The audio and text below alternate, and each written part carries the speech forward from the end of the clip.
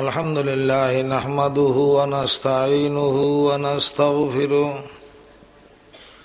ونؤمن به ونتوكل عليه ونعوذ بالله من شرور أنفسنا ومن سيئات أعمالنا من يهده الله فلا مضل له ومن يضلل فلا هادي له ونشهد أن لا إله إلا الله ونشهد أن محمدا عبده ورسوله اللهم صل على محمد وأنزله المقعد المقرب عندك يوم القيامة اللهم صل على محمد النبي الأمي وعلى آله وسلم تسليما اللهم صل على محمد كلما ذكره الذاكرون وكلما غفل عن ذكره الغافلون أما بعد فأعوذ بالله من الشيطان الرجيم بسم الله الرحمن الرحيم وقل جاء الحق وزهق الباطل إن الباطل كان زهوقا واعبد ربك حتى يأتيك اليقين آمنت بالله এলাকাবাসীদের উদ্যোগে আয়োজিত এই বিশাল ইসলামী সম্মেলনের মোহতরম সদরে জলসা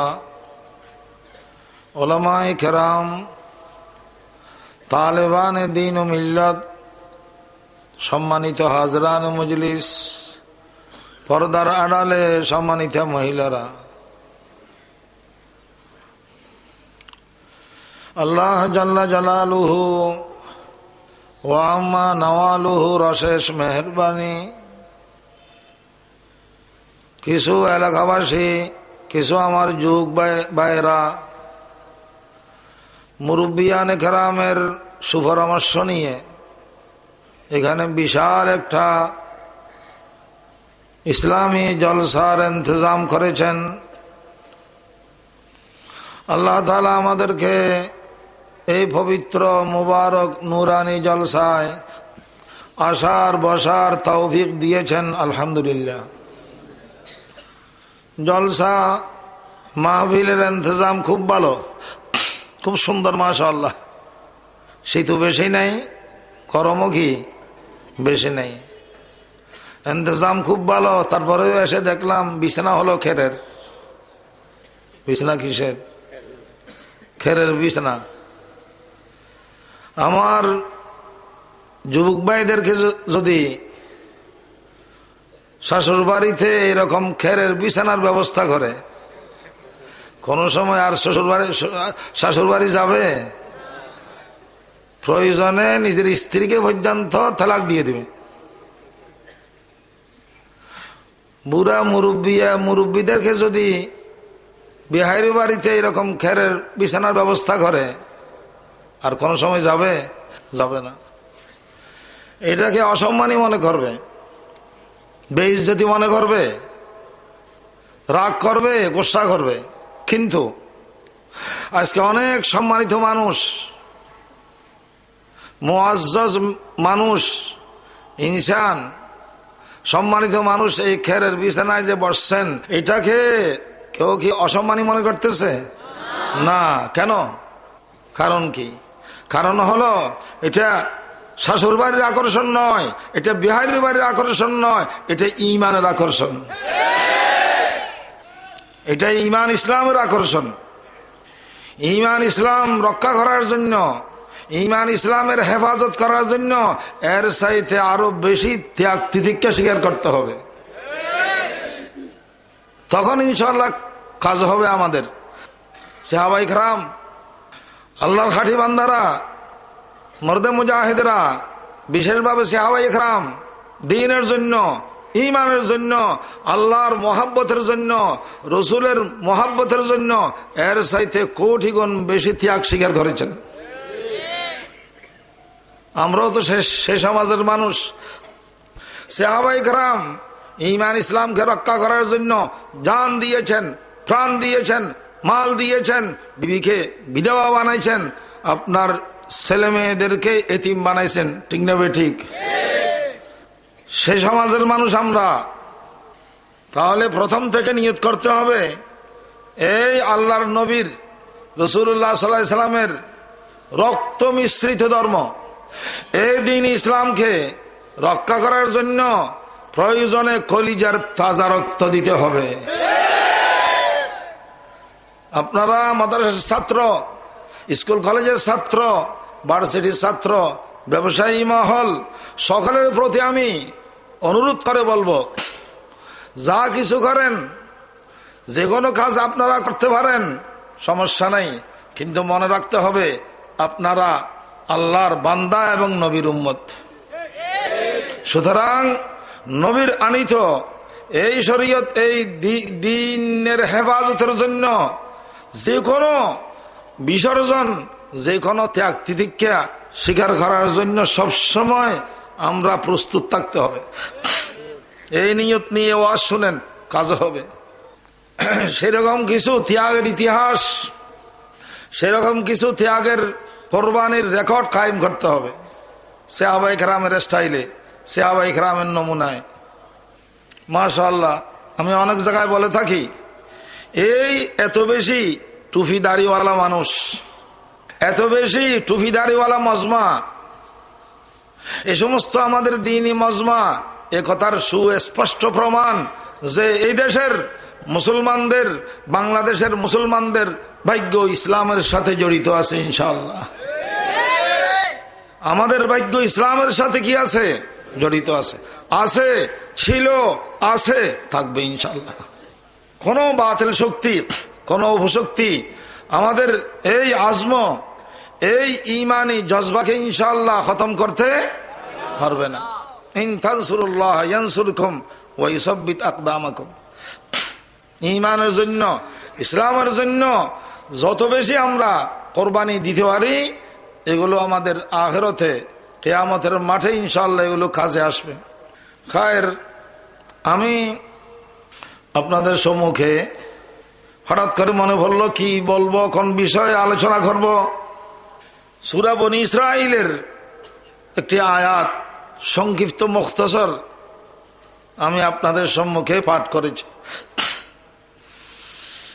এই আয়াতের কিছু তাফসির, এই আয়াতের কিছু ঐতিহাসিক আলোচনা, ঐতিহাসিক বাস্তবতা, বর্তমান সারা বিশ্বের, বিশেষভাবে বাংলাদেশের বর্তমান পরিস্থিতি আর অবস্থাকে সামনে রেখে এই আয়াতের কিছু ঐতিহাসিক বাস্তবতা বয়ান করার উদ্দেশ্যে আমি এই আয়াত তেলাওয়াত করেছি। যদি আল্লাহ তাআলা তৌফিক দান করেন। সিরিয়ালভাবে কথা বুঝতে হবে। প্রথম এই আয়াতের তরজমা শুনেন, সূরা ইসরা, অপর নাম সূরা বনী ইসরাঈলের আয়াত। ওয়াকুল জাআল হক ওয়া যাহাকাল বাতিল ইন্নাল বাতিলা কানা যাহুকা। হে নবী, আপনি স্পষ্ট ভাষায় বলেন, ঘোষণা করেন, হক এসে গেছে, বাতিল নিশ্চিহ্ন হয়ে গেছে। ইন্নাল বাতিলা কানা যাহুকা। বাতিলের অভ্যাস হলো নিশ্চিহ্ন হওয়া। বাতিল আসতে জানে, লাস্টিং করে না। আসে কিন্তু কি করে না? লাস্টিং করে না। ওয়াকুল জাআল হক ওয়া যাহাকাল বাতিল ইন্নাল বাতিলা কানা যাহুকা। হক এসে গেছে, বাতিল নিশ্চিহ্ন হয়ে গেছে। বাতিলের অভ্যাস হলো নিশ্চিহ্ন হওয়া। এ হলো আয়াতের তরজমা অনুবাদ। ঘটনা শুনেন, তাফসীরের কিতাবে লেখা আছে, রাসূলুল্লাহ সাল্লাল্লাহু আলাইহি সাল্লাম হিজরি সন 8 মাহে রমজানে 10,000 মর্দে মুজাহিদ নিয়ে সাহাবায়ে কেরামের পবিত্র জমান নিয়ে মদিনা শরীফ থেকে এসে মক্কাবাসী কাফেরদের উপর হামলা করেছেন। কাদের উপর? মক্কাবাসী কাফের। তখন মক্কা শরীফ কাফেরদের দখলে ছিল। মক্কা শরীফকে জালিমদের হাত থেকে মুক্ত করার জন্য, কাফেরদের সে হাত থেকে আপনার মুক্ত করার জন্য, স্বাধীন করার জন্য রাসূলুল্লাহ সাল্লাল্লাহু আলাইহি ওয়াসাল্লাম হিজরি সন 8-এ মাহে রমজানে 10,000 সাহাবায়ে কেরামের জমান নিয়ে মক্কা শরীফের কাফেরদের উপর হামলা করেছেন। লড়াই হয়ে গেছে, যেটাকে বলা হয় ফতে মক্কা, মক্কা বিজয় দিবস। লম্বা ঘটনা আছে। যখন হুজুর আকরাম সাল্লাল্লাহু আলাইহি ওয়াসাল্লাম ঈমানের বলে বলিয়ান হয়ে সাহাবায়ে কেরামের জমান নিয়ে যখন আক্রমণ করলেন, মক্কাবাসী কাফেররা পরাজিত হয়ে গেছে। বলেন না, কি হয়ে গেছে? মক্কার কাফেররা পরাজিত হয়ে গেছে। তাদের কোনো শক্তি আর কাজ করে নাই। আস্তে আস্তে গোটা মক্কা শরীফকে, গোটা মক্কাকে মুসলমানরা দখল করে ফেলেছে। গোটা মক্কায় ইসলামের ঝান্ডা বুলন্দ করা হয়েছে। তখন থেকে মক্কা শরীফ দারুল ইসলাম হয়ে গেছে। কি হয়ে গেছে বলেন না? দারুল ইসলাম হয়ে গেছে, মুসলমানদের দখলে এসে গেছে। মক্কা শরীফের পবিত্রতা রক্ষা করেছেন এইভাবে আল্লাহর নবী। মক্কা শরীফের ইজ্জত হুরমত রক্ষা করেছেন এইভাবে সাহাবায়ে কেরাম। তখন দেখলেন সেখানে মক্কা শরীফের ভিতরে যে বাইতুল্লাহ শরীফ আছে, কি আছে বলেন না? বাইতুল্লাহ শরীফ আছে। মক্কা শরীফ তো একটা টনের নাম, আর তার ভিতরে আল্লাহর ঘর যেটা আছে ওটার নাম কি? বাইতুল্লাহ। এই বাইতুল্লাহর আশেপাশে 360টা মূর্তি। কাফেররা, মুশরিকরা, বেঈমানরা সেখানে 360টা মূর্তি রেখেছে। কয়টা মূর্তি? 360। ঘন্টায় ঘন্টায়, মুহূর্তে মুহূর্তে তারা এই মূর্তি পূজা করতেছে। কি করতেছে বলেন না? পূজা করতেছে। পূজা পাঠ, মূর্তি পূজা, মূর্তি পূজা, মূর্তি পূজা করতেছে। যখন মক্কা শরীফ মুসলমানদের দখলে আসলো, তখন রাসূলুল্লাহ সাল্লাল্লাহু আলাইহি ওয়াসাল্লাম হাতে দস্ত মোবারকে একটা লাঠি কিংবা একটা খামরা নিয়েছে, নিয়ে মূর্তির কাছে গেছে। কে? আল্লাহ রসুল। মূর্তি যত মূর্তি ছিল সেখানে কাছে গিয়ে আল্লাহর নবী ওই লাঠি দিয়ে মূর্তিকে গুঁতো মারে। আল্লাহর নবীর লাঠির আঘাতে ওই মূর্তি কাত হয়ে কি পড়ে যায়। ঠিক সে সময় আল্লাহর নবীর জুবানে পাক দিয়ে এই আয়াত শরীফ, এই আয়াত করিমা আল্লাহর নবী তেলাওয়াত করতেছিলেন, পড়তেছিলেন, আবৃত্তি হইতেছে আল্লাহর নবীর মুখ দিয়ে আয়াত। কোন আয়াত? ওয়াকুল জাল হক ওয়া যাহাকাল বাতিল ইন্নাল বাতিলা কানা যাহুকা। হক এসে গেছে, বাতিল নিশ্চিহ্ন হয়ে গেছে, মূর্তি পূজা উৎখাত হয়ে গেছে, মূর্তি পূজা আর চলবে না, মূর্তি পূজা বন্ধ হয়ে গেছে, হক এসে গেছে। এভাবে আয়াত আবৃত্তি হইতেছে, আবৃত্তি করতেছেন হুজুর, আর গুতে আঘাত করে করে মূর্তিগুলোকে কাত আর শীত করে কি করতেছে? ফেলে দিতেছে। আল্লাহ নবী নিজেই করেছেন এই কাজ। কোথায় আল্লাহ নবীর সে ফিকির? কোথায় আল্লাহ নবী সে ধ্যান ধারণা? আর কোথায় আমাদের অবস্থান বর্তমান? একটু খেয়াল করতে হবে। ওয়াকুল জাল হক ওয়া যাহাকাল বাতিল ইন্নাল বাতিলা কানা যাহুকা। এইভাবে মূর্তিগুলো, যত মূর্তি ছিল আল্লাহ নবী আঘাত করে করে এগুলোকে কাত আর চিৎ করে দিয়েছে।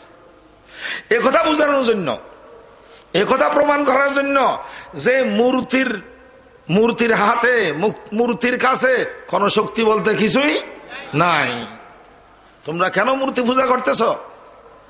আমাদের এই ওয়াজ শুধু মুসলমানদের জন্য নয়, মুসলমানদের উদ্দেশ্য নয়। আমরা তো বর্তমান ওয়াজ করি মুসলমানদের জন্য, মুসলমানদের উদ্দেশ্য করি। হিন্দু ভাইদের উদ্দেশ্য কি?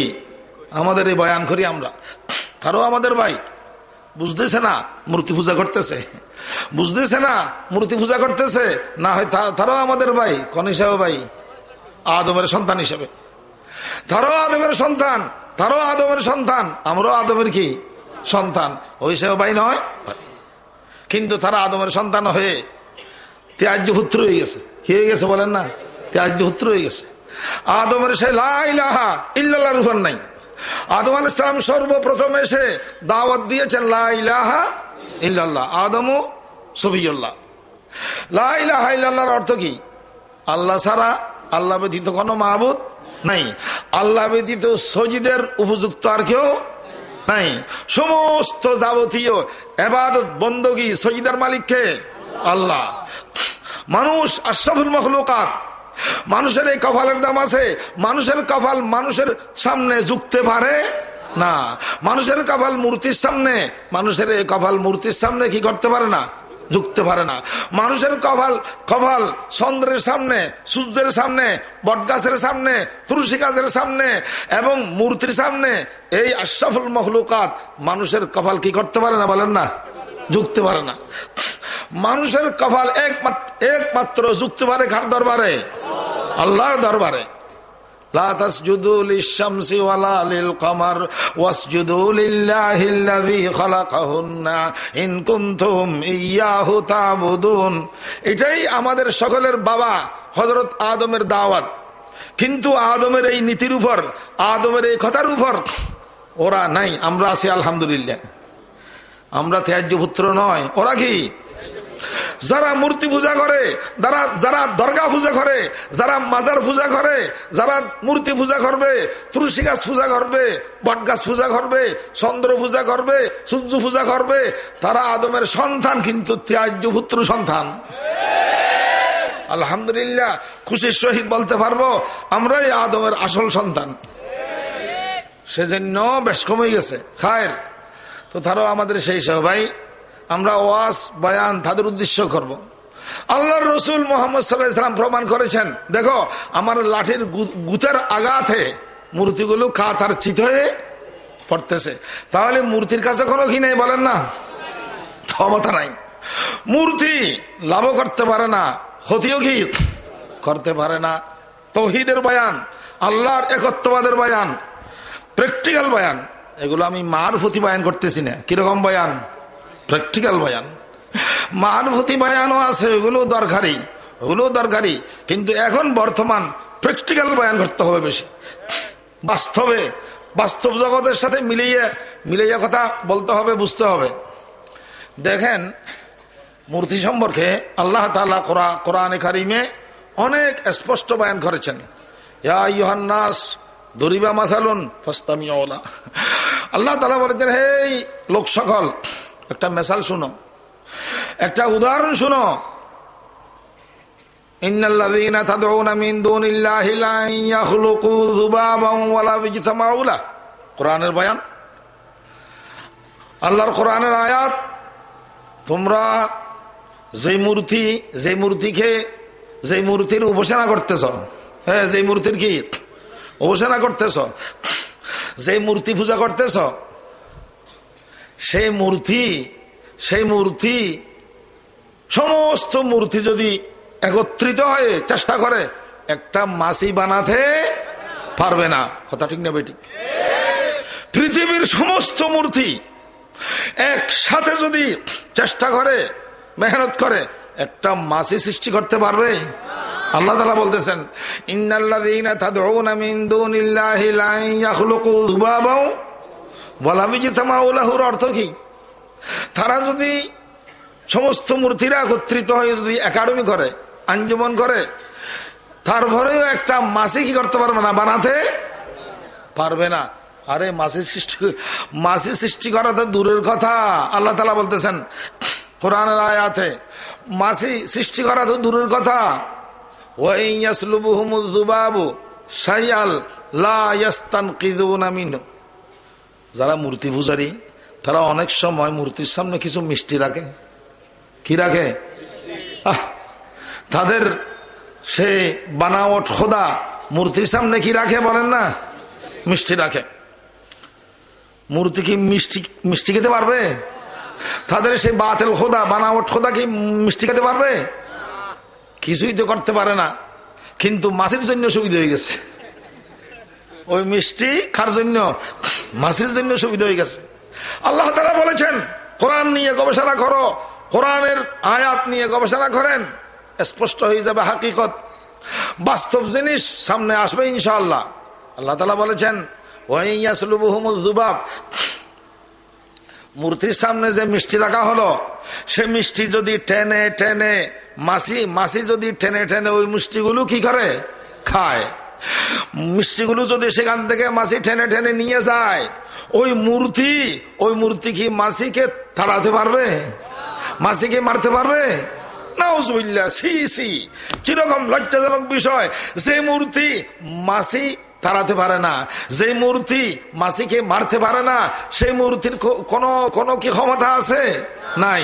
তাহলে সেই মূর্তিকে কেন পূজা করতেছো তোমরা? কেন সম্মান করতেছো?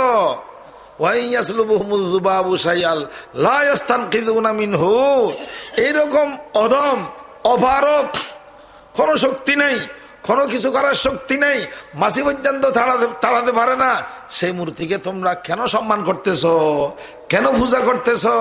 এই হলো কোরআনের বয়ান। আমাদের এখানে যারা মূর্তি পূজা করে ওদের কথা কি বলবো? কিছু নামদারি মুসলমানের জন্য কলঙ্ক, সেরকম কিছু মুসলমান আছে কিনা যারা মাজার ব্যবসায়ী, যারা দরগা পূজারী, কবর পূজারী, তাদেরকে বলেন তোমরা মুসলমানের কাতারের মানুষ নয়, তোমরা মূর্তি পূজারীদের কাতারের মানুষ।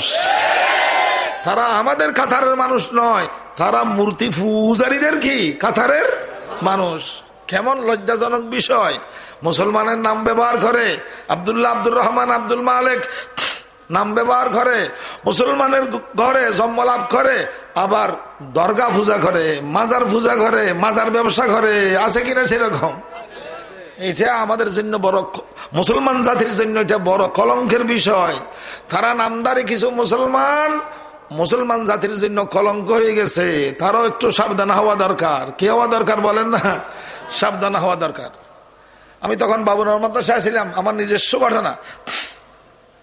মাজার ব্যবসায়ীরা সবচেয়ে বড় দুশমন ইসলামের।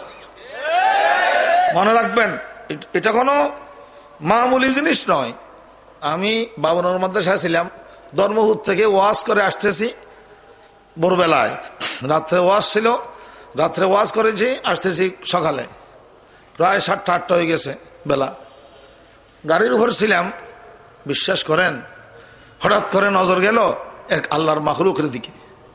সে মাখলুক, সে মানুষ কিরকম? আগাগোড়া উলঙ্গ, একটা সুতো নেই, কোমরে একটা কি নেই, সুতো নেই, কিছু নেই, আগাগোড়া উলঙ্গ ল্যান্ঠা। আমি দেখে কিরকম যা লাগলো। আবার তার মাথার চুল জড়া দাড়ি, জড়া চুল, নাক দিয়ে শিন বের হইতেছে কিছু।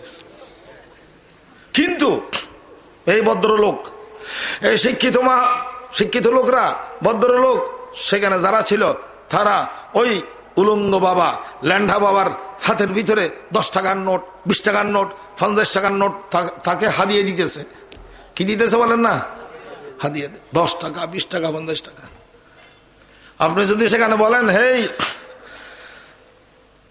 আল্লাহর বান্দারা, হে ভদ্রলোকেরা, আপনারা এই ল্যান্ডাকে, এই উলঙ্গ ব্যক্তিকে আপনারা হাদিয়ে না দিয়ে এই সমস্ত টাকা পয়সা গরিব মিসকিনকে দান করলে বেশি ভালো হবে। গরিব মিসকিনকে দান করলে কি হবে? বেশি ভালো হবে।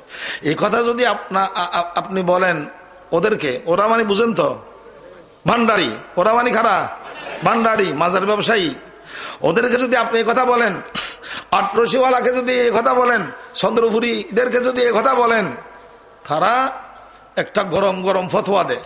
সেটা কি? হুজুর সাবধান হয়ে কথা বলেন, যেখানে সেখানে যে কোনো কথা বলবেন না। হুজুর ল্যান্ডা হলে কি হবে, উলঙ্গ হলে কি হবে, কার ভিতরে কি আছে জানা নাই। সাবধান হয়ে কথা বলেন, কার ভিতরে কি আছে জানা নাই।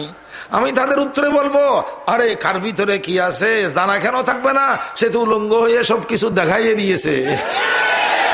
কার শয়তামি কোনদ না মশওয়ালি, কার শয়তামি কোনদ না মশওয়ালি, গরওয়ালি নাস্তলানত বরওয়ালি। এগুলো কি মারফত? এগুলো কি বেলায়ত? তারা সব কাজ করে শয়তান মার্কা কাজ, আর নাম দে মারফত আর কি বেলায়তের। এগুলো বেলায়ত নয়, মারফত নয়। হক্কানি বেলায়ত, হক্কানি মারফত হাটহাজারিওয়ালা মানে, ঠিক কিনা বলেন? হক্কানি অলির জোতার দুলা আমার মাথার উপর 100 বার। হক্কানি ফিরের জোতার দুলা আমার কি মাথার উপর 100 বার। হাটহাজারিওয়ালারা, দেওবন্দিওয়ালারা হক্কানি মারফত আর বেলায়তকে মানে, মিয়া মিয়া মানে 100% মানে, কিন্তু বেলায়তের নামে মারফতের নামে যদি এরকম বন্যামি আরম্ভ করে, সে সমস্ত বন্যামের বিরুদ্ধে আজীবন আমাদের জিহাদ চালু থাকবে ইনশাআল্লাহ। ওগুলো এখানে চলবে না। এটা মুফতি ফয়জুল্লাহর দেশ, এটা মৌলানা আব্দুল হাবিবুল্লাহর দেশ, মৌলানা আব্দুল ওয়াহাবের দেশ, মৌলানা আব্দুল হামিদ সুফি আজিজুর রহমান সাহেব, মৌলানা জমিরুদ্দিন সাহেব রহমতুল্লাহ আলাইহির দেশ, ঠিক কিনা বলেন না? এটা বর্তমান আল্লামা আহমদ শফির দেশ। এখানে ওই সমস্ত ফয়জলামি, ভণ্ডামি, শয়তানি কি চলবে না। খবরদার। এই এলাকার যুবকদের প্রতি আমি বিশেষ অনুরোধ রাখবো, এই এলাকায় যেন কোনো ভান্ডারি মাজার ব্যবসায়ীরা যেন কোনো আস্তানা না করতে পারে, কোনো আস্তানা যেন তাদের কি না হতে পারে। ওয়াজ শুনলে হবে না, আপনারা বাদ প্রতিবাদ করবেন, ওইগুলো প্রয়োজনে ভেঙে দেবেন ইনশাআল্লাহ। মান রাআ মিনকুম মুনকারান ফালিয়ুগাইয়িরহু বিয়াদি। দরগা কিসের আবার?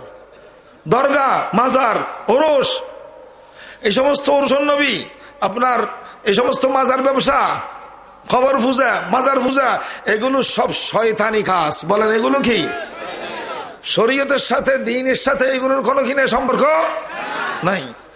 খায়ের বলতেছিলাম মূর্তি পূজা থেকে দরগা পূজার আলোচনা বের হয়ে গেছে। কারণ মূর্তি পূজা আর দরগা পূজা খালাতো ভাই। মূর্তি পূজা, দরগা পূজা ভাই ভাই, ঠিক কিনা বলেন না? ভাই ভাই, কোনো বেশ কম নাই, তেমন শুধু নামের বেশ কম। আল্লাহ তাআলা বলেছেন, কেন এই মূর্তি পূজা করতেছো তোমরা? কেন এই মূর্তি পূজা করতেছো?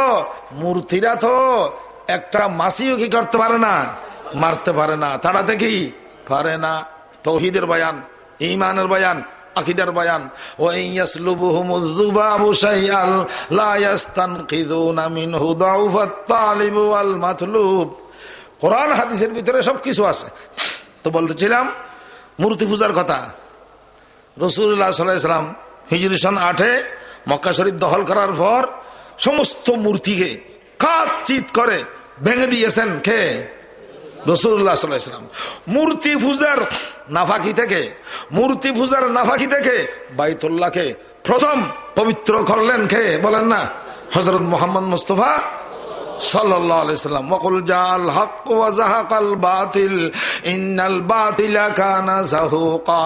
হক এসে গেছে, বাতিল নিশ্চিহ্ন হয়ে গেছে, তাওহীদ এসে গেছে, শিরক খতম হয়ে গেছে, ঈমান এসে গেছে, কুফরি শক্তি আপনার নাস্তানাবুদ হয়ে গেছে। হক এসে গেছে, বাতিল নিশ্চিহ্ন হয়ে গেছে, সুন্নত এসে গেছে, বেদাত শেষ হয়ে গেছে, ঠিক কিনা বলেন না? সুন্নত এসে গেছে, বেদাত শেষ হয়ে গেছে, খতম হয়ে গেছে। ওয়াকুল জাল হক ওয়া যাহাকাল বাতিল ইন্নাল বাতিল। আরেকটা ঘটনা স্মরণ হলো।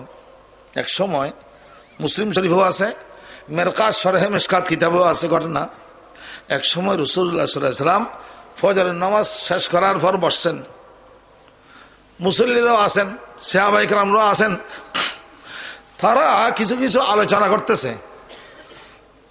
আলোচনার উদ্দেশ্য হলো তাদের ইসলাম গ্রহণের ইতিহাস। কার ইসলাম গ্রহণের কি ইতিহাস, কি কারণে ইসলাম গ্রহণ করলো, ইতিহাস কি, এগুলো নিয়ে তারা কিছু আলোচনা করতেছিল। কারা? সাহাবীরা। আল্লাহ নবী একটু মুস্কি হাসি দিতেছেন, তবস্সুম করতেছেন, মুস্কি হাসি দিতেছেন। ওরা বলতেছে, আল্লাহ নবী হাসতেছেন।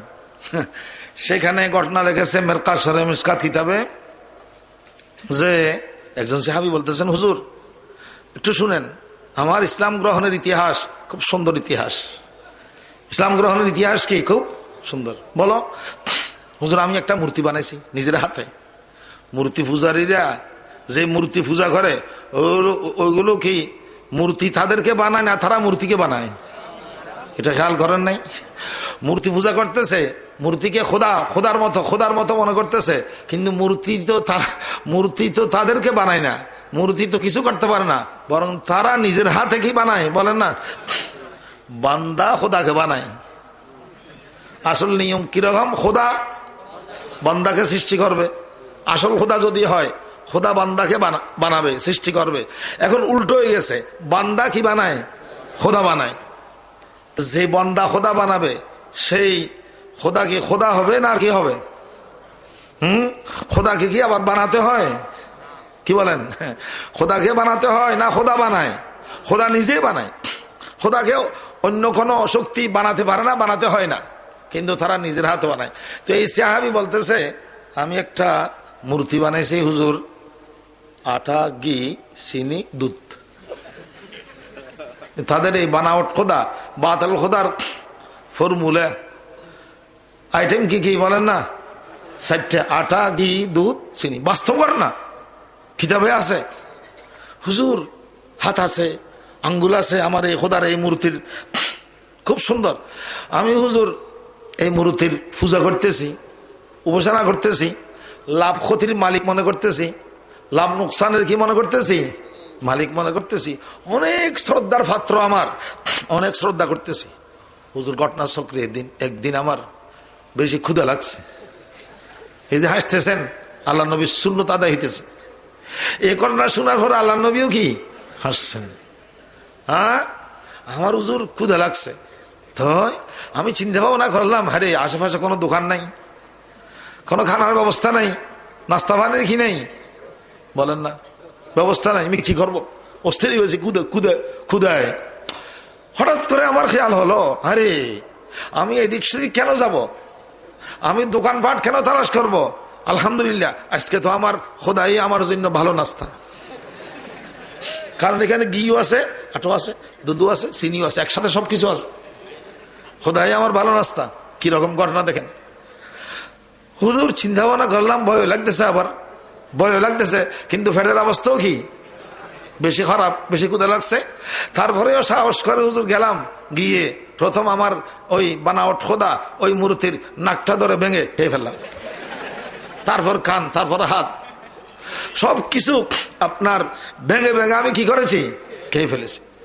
এরপর ইয়া রাসূলুল্লাহ হেদায়েত এসে গেছে আমার জন্য, আমার সবকিছু পাল্টে গেছে। আমি তখন চিন্তা ভাবনা করলাম, ইয়া আল্লাহ, যে মূর্তির নাক ভেঙে দিলাম, হাত ভেঙে দিলাম, মাথা ফেটে দিলাম, সেই মূর্তি আমাকে কিছুই তো করলো না, আমাকে তো কিছুই কি করতে পারলো না। তাহলে যে মূর্তি নিজের আত্মরক্ষা নিজে করতে পারে না, যে মূর্তি নিজের আত্মরক্ষা নিজে করতে পারে না, সেই মূর্তি আমার কি লাভ করবে, কি ক্ষতি করবে, কি ফায়দা করবে? এগুলো তো সব আপনার ভ্রান্ত মতবাদ, এগুলো তো গলত। এই সমস্ত মতবাদ তো একেবারে গলত, একেবারে ভ্রান্ত। সুতরাং আমি এই মূর্তি পূজার প্রতি সম্পূর্ণ অনাস্থা দিয়ে এক আল্লাহকে আমি কি করলাম? বিশ্বাস করলাম।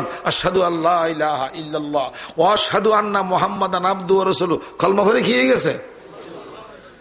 কেমন মুসলমান, কেমন হেদায়েত! বানাওয়াট খোদা, তাদের খোদা খাওয়ার পর হেদায়েত এসে গেছে। তাদের হাতের যে খোদা বানাইছে, সে খোদা খাওয়ার পর কি হয়ে গেছে? হেদায়েত এসে গেছে। আল্লাহ, ইন্নাল্লাহ ইয়াহদি মান ইয়াশা। আরেক সাহাবী বলে উঠলো, হুজুর তাহলে তো আমার একটা ঘটনা আছে। আল্লাহ নবীও হাসতেছেন, আল্লাহর নেয়ামতের শুকর আদায় করতেছেন। সাহাবায়ে কেরামও খুশি, আল্লাহ নবীও কি খুশি। কি ছিল, কোন অবস্থায় ছিল তারা? আল্লাহ নবীর অবদানে, আল্লাহ নবীর মেহনতের উসিলায় তারা আজকে কিরকম হয়ে গেছে। ছিল মূর্তি পূজারী, আজকে হয়ে গেছে আল্লাহর কি খাঁটি বান্দা। ছিল মুশরিক কাফের বেঈমান, আজকে হয়ে গেছে আল্লাহ নবীর মেহনতের উসিলায় খাঁটি মুমিন। বলেন না খাঁটি কি? এই জন্য আল্লাহর নেয়ামতের শুকরিয়া আদায় করতেছে, হাসতেছেন। আরেক সাহাবী বলতেছে, হুজুর আমার একটা ঘটনা আছে। বলো। খুব মজার কাহিনী। ফজর নামাজের পর হুজুর আমি একটা মূর্তি বানাইছি পাথর কিংবা গাছ দিয়ে, বিশাল বড় মূর্তি বানাইছি। হুজুর আমি কি কোনো প্রয়োজনে একটু অন্য জায়গায় গেছি, আমার মূর্তির আশেপাশে আর কেউ ছিল না, আসতে আমার একটু বিলম্ব হয়ে গেছে। কিছুক্ষণ পরে যখন আসলাম, আসার রাস্তায় আমি খুব খেয়াল করেছি, দেখলাম আসার রাস্তায় একটা শ্রীগাল, একটা কি বড় একটা শ্রীগাল একেবারে দৌড়ে আসছে। কার কাছে? মূর্তির কাছে। ওই শ্রীগাল দৌড়ে আসার পর ফাটা উঠাইয়া আমার মূর্তির গালের ভিতরে মুথি দিছে, গালের ভিতরে কি পেশাব করে দিছে। গালও বড় বড় মূর্তি বানাইছে, গালের ভিতরে কি পেশাব করে দিছে। বুঝলেন না? ১,৫০০ বছর পূর্বের ঘটনা। হুজুর, আমি সেখানে দাঁড়িয়ে গেছি। আমি খুব ফলো করেছি, উপলব্ধি করেছি, দেখলাম না আমার মূর্তি একেবারে নীরব, একেবারে কি। ওই শ্রীগালকে একটু কিছু করলো না, শ্রীগালকে কিছু বলেও নাই, কিছু করেও নাই, একেবারে নীরব, সবরই বেশি কি ধৈর্যশীল মূর্তি। গালের ভিতরে কিন্তু পেশাব। তখন আমার ভিতরে হেদায়েত এসে গেছে। আল্লাহ তাআলা হেদায়েত করেছেন। হেদায়েতের মালিক কে? আল্লাহ। হেদায়েত করেছেন আল্লাহ তাআলা। তখন আমি বুঝতে পারলাম, আরে যে মূর্তি শ্রীগালকে তাড়াতে পারে না, যে মূর্তি শ্রীগাল থেকে নিজকে নিজ আত্মরক্ষা করতে পারে না, শ্রীগালের পেশাব থেকে বাঁচতে পারে না, নিজকে আত্মরক্ষা করতে পারে না, সেই মূর্তি আমার কি লাভ করবে, কি ক্ষতি করবে, কি নোকসান করবে? এগুলো তো সব বাতিল, আপনার মতবাদ, এগুলো সব ভ্রান্তি, এগুলো সব ভুল। আমি এক খোদাকে বিশ্বাস করব, আর কিছু মানব না। আশহাদু আল্লা ইলাহা ইল্লাল্লাহ, কলমা পড়ে সে কি হয়ে গেছে? মুসলমান হয়ে গেছে। আরব্বুন ইয়াবুলু সুলবানু বিরাসিহি, আরব্বুন ইয়াবুলু সুলবানু বিরাসিহি, লাকাদ যাল্লা মান বালাতু আলাইহি সালিবু। তাফসীরে কুরতুবীতে এই কবিতা নকল করেছেন, বয়ান করেছেন যে ওই ব্যক্তি বলতেছে আরব্বুন ইয়াবুলু সুলবানু বিরাসিহি। আরে আফসোস, জিন্দেগি বরবাদ, জীবন ধ্বংস। এমন মূর্তিকে খোদা মনে করলাম যে মূর্তির মাথার উপর গালের ভিতরে পেশাব করতেছে শ্রীগাল। শ্রীগালকে সেই কোনো কিছু করতে পারলো না, শ্রীগালকে তাড়াতে পারলো না। এই মূর্তি কিভাবে খোদা হতে পারে? এই মূর্তি কিভাবে উপাস্য হতে পারে? এই মূর্তির কাছে কিভাবে প্রার্থনা করতেছি আমরা, কিভাবে উপাসনা করতেছি? এগুলো তো সব ভ্রান্তি। আশহাদু আল্লা ইলাহা ইল্লাল্লাহু ওয়া আশহাদু আন্না মুহাম্মাদান। এ হলো অবস্থা। কেন বলতেছি? আল্লাহর নিয়ামতের শুকরিয়া আদায় করার জন্য। এগুলো সব কার অবদান? নবী মুহাম্মদ সাল্লাল্লাহু আলাইহি ওয়াসাল্লামের অবদান। আমাদের নবী মুহাম্মদ সাল্লাল্লাহু আলাইহি ওয়াসাল্লাম যদি না আসতেন, আমরাও সেরকম মূর্তি পূজারী হতাম, ঠিক কিনা বলেন না? আমরাও সেরকম কি হতাম? মূর্তি পূজারী। এগুলো সব আমাদের নবীর অবদান। দরফেশানি নে তেরি কতরু কো দরিয়া কর দিয়া, দরফেশানি নে তেরি কতরু কো দরিয়া কর দিয়া, দিল কো রোশন কর দিয়া, আঁখোं को बीना कर दिया, दिल को रोशन कर दिया, आँखों को बीना कर दिया। जो न थे खुद राहों पर, जो न थे खुद राहों पर, औरों के हादी बन गए, क्या नजर थी जिसने मुर्दों को मसीहा कर दिया। এগুলো হযরত মুহাম্মদ মুস্তাফা বলেন না সাল্লাল্লাহু আলাইহি ওয়াসাল্লামের অবদান। ওনার অক্লান্ত মেহনত আর পরিশ্রমের বরকতে আল্লাহ তাআলা আমাদেরকে একবারে খাঁটি মুসলমান হিসেবে গ্রহণ করেছেন। বলেন আলহামদুলিল্লাহ। মুসলমান হওয়ার তৌফিক দিয়েছেন। বলেন না আলহামদুলিল্লাহ। আলহামদুলিল্লাহ আলা নিয়ামতুল ইসলাম। না হয় আমরাও সেরকম মূর্তি পূজারী হতাম। বলতেছিলাম কথা, ওয়াকুল জাল হক ওয়া যাহাকাল বাতিল। এই আয়াতের ঐতিহাসিক বাস্তবতা বলতে গেলে সারা রাত সারা দিন চলে যাবে, অত বেশি আলোচনা করার সমর্থ নাই। সংক্ষেপে দুই একটা দিক, দুই একটি কথা আপনাদের সম্মুখে বলার জন্য আমি আয়াত তেলাওয়াত করেছি। ঈমান আমাদের তাজা হওয়ার জন্য, আমাদের ইসলাম পুখতা হওয়ার জন্য, দ্বীনি জজবা আমাদের ভিতরে আসার জন্য। আমরা ওই রকম মুসলমান হয়ে গেছি, এখন আমাদের ঈমান অনেকটা দুর্বল হয়ে গেছে, ঠিক না? ঠিক বলেন না? দুর্বল হয়ে গেছে। সেজন্যই তো আমাদের এই দুর্দশা। আসল কথা হলো এই আয়াতের দ্বারা বোঝা যায় হক আসলে, হকের আলো আসলে বাতিলের অন্ধকার থাকতে পারে না। হকের আলো এসে গেলে আর বাতিলের অন্ধকার থাকে না। এটাই এই আয়াতের দ্বারা বোঝা যায়। আমরা দেখতেছি যে কোনো সময় হক বাতিলের দ্বন্দ্ব আর মোকাবেলা হয়, আল্লাহ তাআলার নুসরত, আল্লাহ তাআলার মদদ সাহায্য বাতিলের সাথে থাকে না। কার সাথে থাকে? হকের সাথে। এটা ইতিহাস প্রমাণ করেছে। যে কোনো সময় হক আর বাতিলের দ্বন্দ্ব হবে, মোকাবেলা হবে। আল্লাহর নুসরত, আল্লাহর মদত, আল্লাহর সাহায্য কার সাথে থাকবে বলেন না? হকের সাথে। বাতিলের সাথে কোনো আল্লাহর কি নেই? মদত নেই। ইন তানসুরুল্লাহ ইয়ানসুরুকুম ওয়া ইউসাব্বিত আকদামাকুম। সেই ইতিহাস আমার বলার সময় নাই। যখন বাতিলের বেশে আসলো নমরুদ, জালিম সরকার নমরুদ, যখন বাতিলের বেশে আসলো, সেই বাতিলকে নিশ্চিহ্ন করার জন্য, সেই বাতিলকে উৎখাত করার জন্য আল্লাহ তাআলা হকের বেশে প্রেরণ করেছেন হযরত ইব্রাহিম খলিলকে। কাকে বলেন না? ইব্রাহিম খলিলকে বলেন। সবাই বলেন আলাইহিস সালাতু ওয়াস সালাম। নমরুদের শক্তিকে নিশ্চিহ্ন করার জন্য আল্লাহ তাআলা হকের বেশে প্রেরণ করেছেন কাকে বলেন না? ইব্রাহিম খলিলকে। দুজনের মোকাবেলা, বহস, মোনাজারা এগুলো হাদিসে কোরআনে বর্ণিত আছে। ওদিকে আমার বলার সময় নেই। যখন ইব্রাহিম আলাইহিস সালাম হকের দাওয়াত দিলেন, ইব্রাহিম আলাইহিস সালামের জন্মভূমি ইরাক। কোথায় বলেন না? এই ইরাক। ইরাকে ইব্রাহিম আলাইহিস সালামের জন্মভূমি। যখন হকের দাওয়াত পেশ করলেন যে লা ইলাহা ইল্লাল্লাহ ইব্রাহিম ও খলিলুল্লাহ, আল্লাহ ছাড়া কোনো মাবুদ নাই, আল্লাহ ছাড়া কোনো উপাস্য নাই, সব ধরনের ইবাদতের মালিক কে? আল্লাহ। কিন্তু ঠিক সে সময় জালিম সরকার নমরুদ খোদাইয়ের দাবি করেছে। কিসের দাবি করেছে বলেন না? খোদাইয়ের দাবি করেছে, উলুহিয়তের দাবি করেছে, মাবুদ হওয়ার দাবি করেছে। তখন ইব্রাহিম আর নমরুদের মাঝখানে আরম্ভ হলো লড়াই।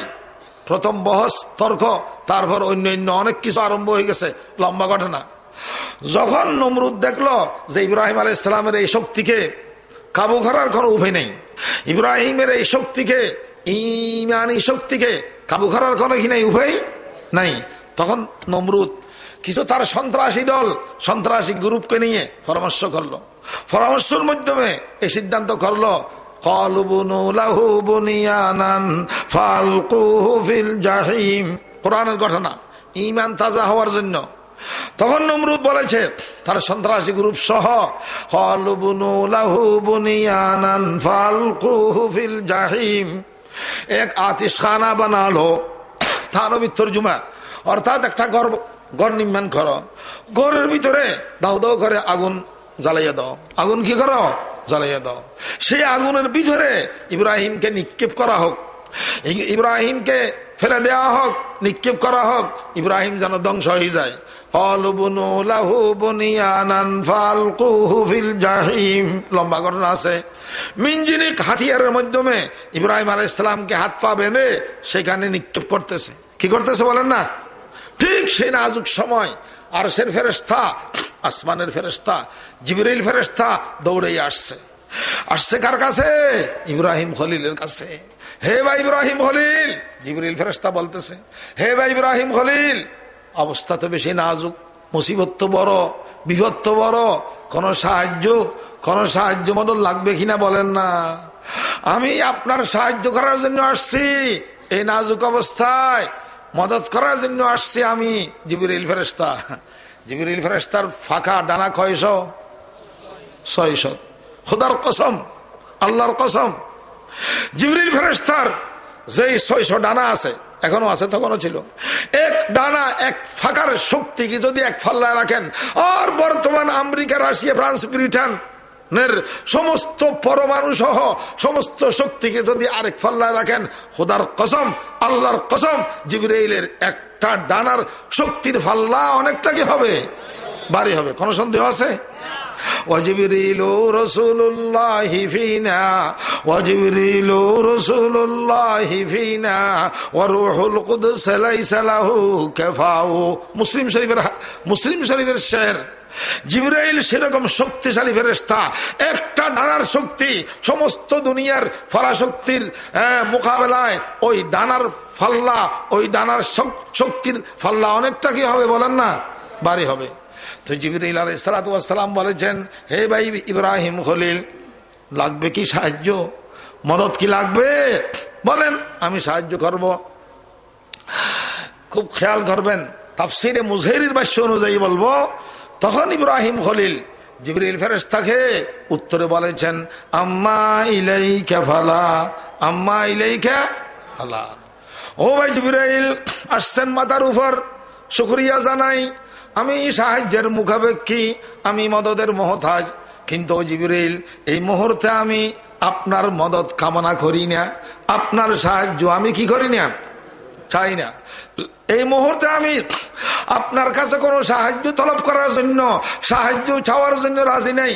আমি এই মুহূর্তে একমাত্র সাহায্য কামনা করি কার? আল্লাহর। যে আল্লাহর ইশক আর মোহাব্বতের কারণে, যে আল্লাহর ইশক আর প্রেমের কারণে আমি আগুন কবুল করতেছি, সে সরাসরি আল্লাহর সাহায্য চাই, সরাসরি সে খোদার সাহায্য আমি কামনা করি। আপনি একটু এখান থেকে সরেন, আপনার সাহায্যের কোনো দরকার নাই।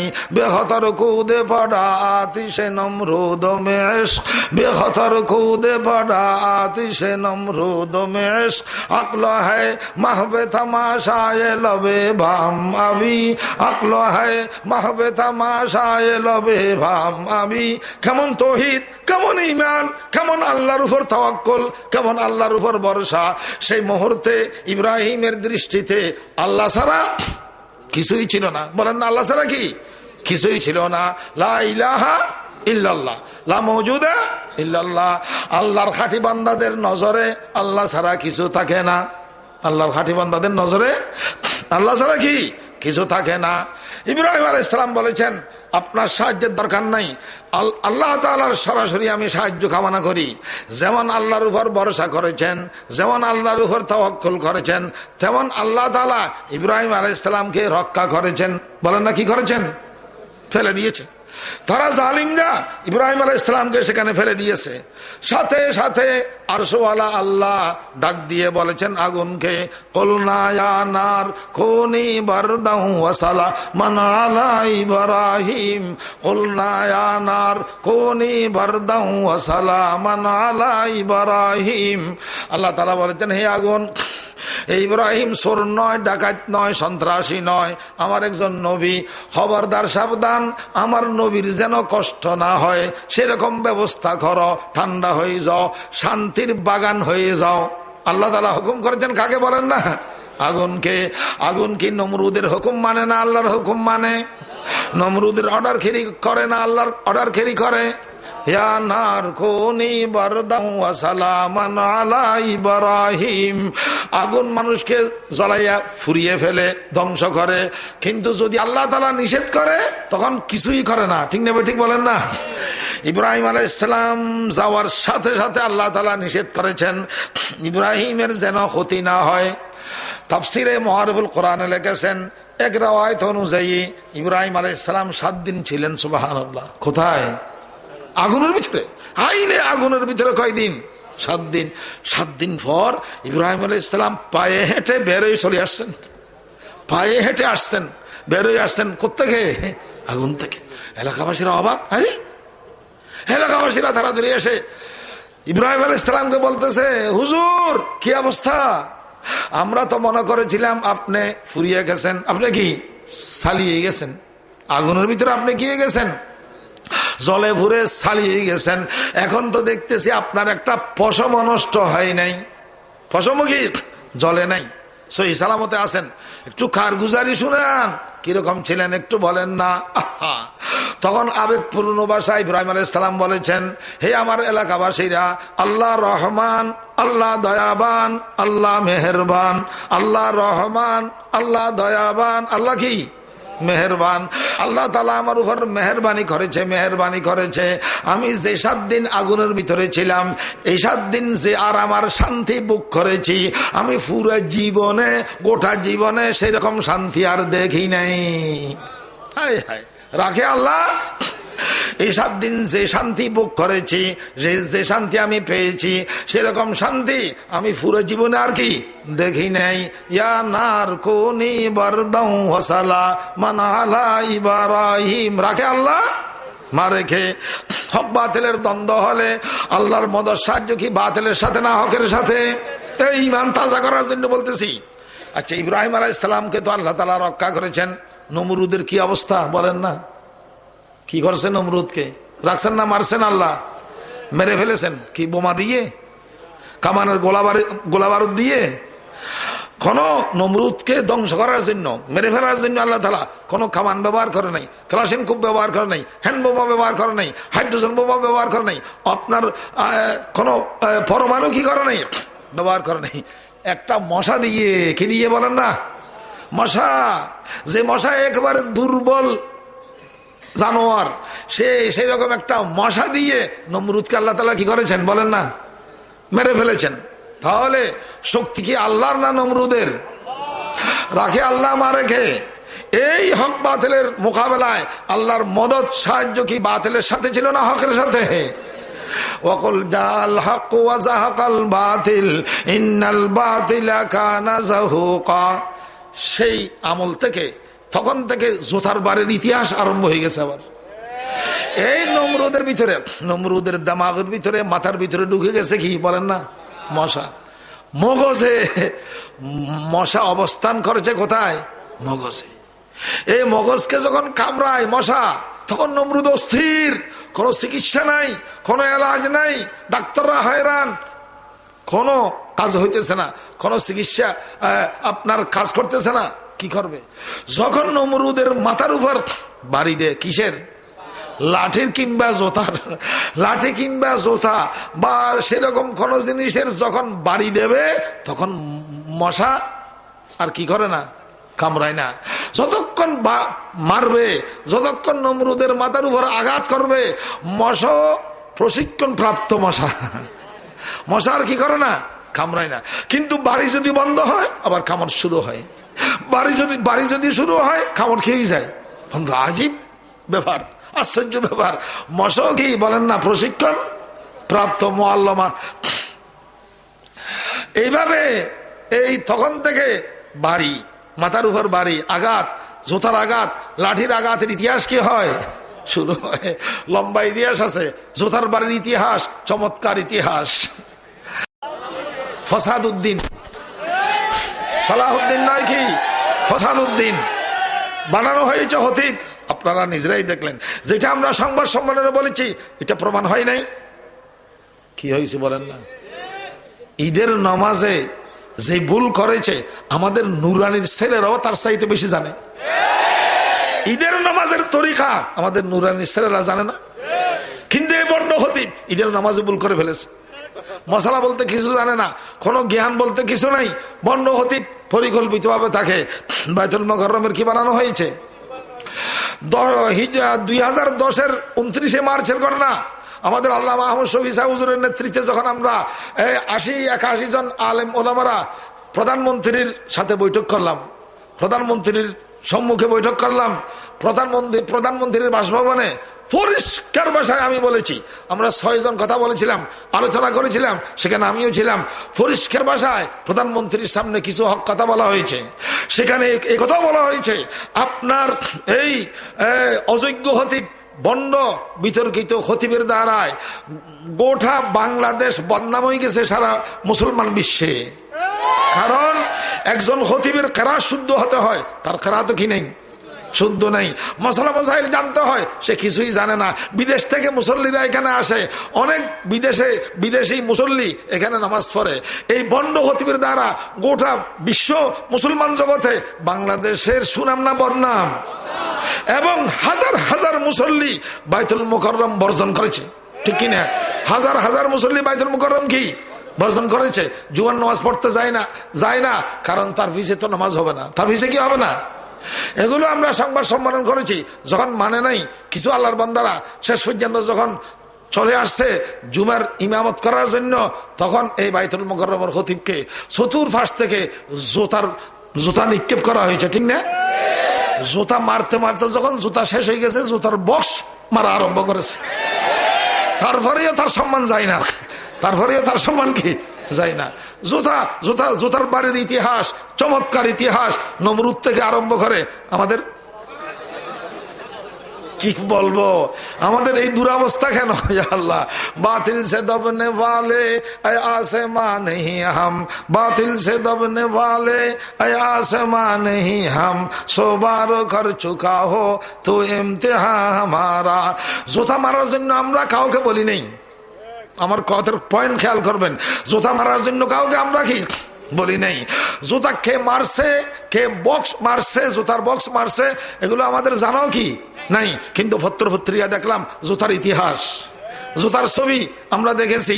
কি করা যাবে? এগুলোর জন্য দায়ী কারা? যারা এই বন্ডকে এই বাইতুল মুকাররমে বসাইছে তারাই তো কি। বাইতুল মুকাররম ঢাকা শিরিক বেদাত থেকে এতদিন পর্যন্ত মুক্ত ছিল, ঠিক কিনা? ঢাকা বাইতুল মুকাররমের মসজিদ শিরিক থেকে, বেদাত থেকে, কিয়াম থেকে, মিলাদ থেকে, ভণ্ডামি থেকে মুক্ত ছিল। এই ভণ্ড খতিবের মাধ্যমে বাইতুল মুকাররমের মসজিদ এখন শিরিক বেদাতের আড্ডাখানা হয়ে গেছে। দুঃখের সহিত বলতেছি, শিরিক বেদাতের আড্ডাখানা হয়ে গেছে, কিয়াম মিলাদের আড্ডাখানা হয়ে গেছে। বেদাতিরা সুযোগ লাভ করতেছে। এগুলো সব পরিকল্পিত। কিন্তু বাঘের বল 12 বছর, বেশি লাস্টিং করবে না ইনশাআল্লাহ, বেশি লাস্টিং করবে না। बातिल से दबने वाले आसमां नहीं हम सो बार कर चुका हो तो इम्तिहा हमारा। আল্লাহর ঘর মসজিদে জুতা মারা, জুতা নিক্ষেপ করা, এটার জন্য আমরাও দুঃখিত, আমরাও কি দুঃখিত। কিন্তু করব কি? করার তো কিছু নাই। এগুলোর জন্য দায়ী কারা? আপনারাই চিন্তা করেন। এরপরে আরো একটা ইতিহাস, চট্টগ্রাম, হ্যাঁ, জমিয়তুল ফালাহ মসজিদ। দুঃখিত, আমি তখন স্টেজে স্পষ্ট ভাষা বলেছি, আমরা দুঃখিত এই মসজিদে যে এখানেও জুতার বাড়ির ইতিহাস কায়েম হয়ে গেছে। জুতার বাড়ির ইতিহাস শুরু হয়ে গেছে। গলত মশলা, ভুল মশলা বলেছে, আরো আক্রমণজনক কথা বলেছে। মানুষের সহ্য হয় নাই, ইমানদারদের সহ্য হয় নাই। কারা মারছে, কেবা কারা আমরা কি জানি না। কিন্তু এখানেও তো ওই গত বছর জুতার বাড়ির ইতিহাস কায়েম হয়ে গেছে। এই সমস্ত এগুলোর জন্য আমরা দুঃখিত।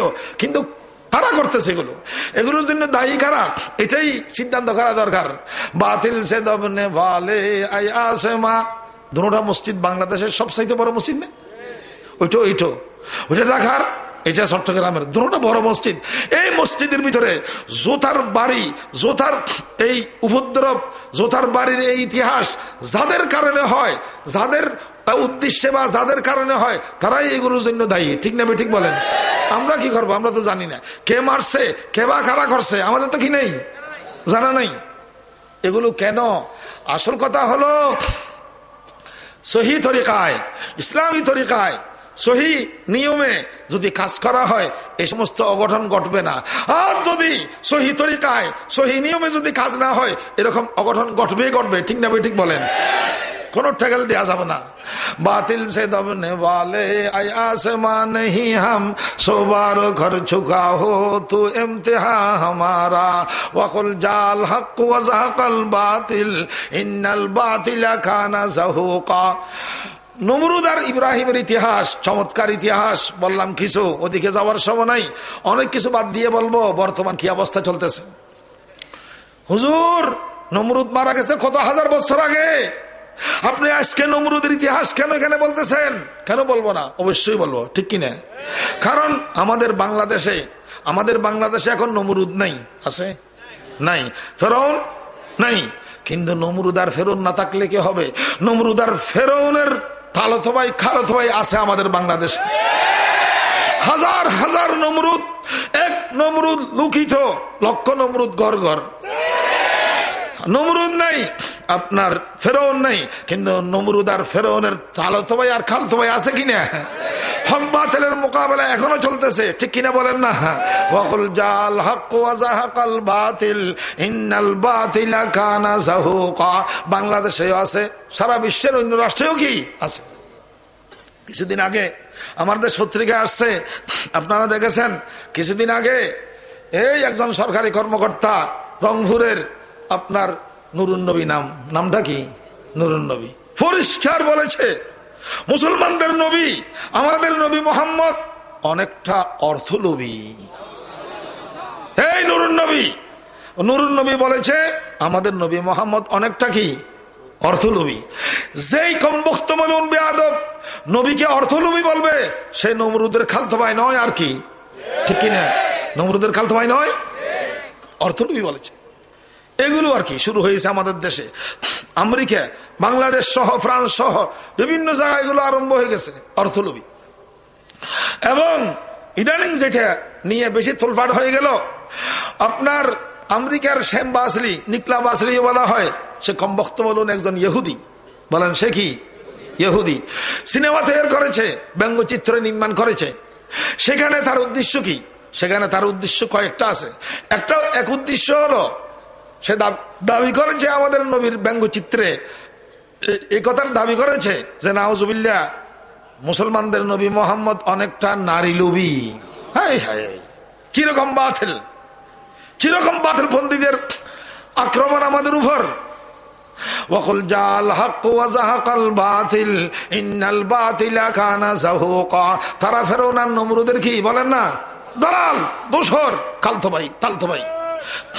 যেরকম মুসা আলাইহিস সালাম ফেরাউনকে নাস্তানাবুদ করেছেন, যেরকম ইব্রাহিম খলিল নমরুদকে ধ্বংস করেছেন, আলহামদুলিল্লাহ আমরা মুসা আর ইব্রাহিমের সমাজের মানুষ। যেরকম নবী মোহাম্মদ সাল্লাল্লাহু আলাইহি ওয়াসাল্লাম আমাদের আবু জাহালকে তজ নহস করেছেন, সেই মোহাম্মদের উম্মত আমরা, ঠিক কিনা বলেন? এত সহজ না, এত সহজ না।